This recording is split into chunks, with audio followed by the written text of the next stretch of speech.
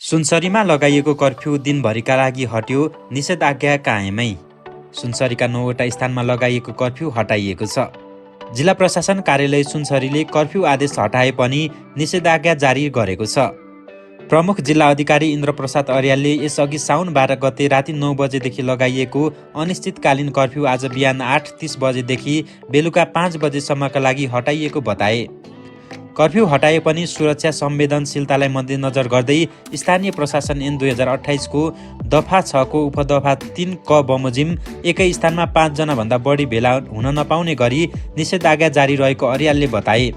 उनले अर्को सूचना जारी नभएसम्मका लागि यो व्यवस्था कार्यान्वयनमा रहने प्रशासनले जानकारी दिए। गत हप्ता आइतबार राति 2 समुदायका बीचमा झडप भएपछि सशस्त्र प्रहरीको गोली लागेर सुनसरीको देवानगञ्जमा ओमप्रकाश मेहताको मृत्यु भएको थियो। गोली लागि 10 जना घाइते भएका थिए।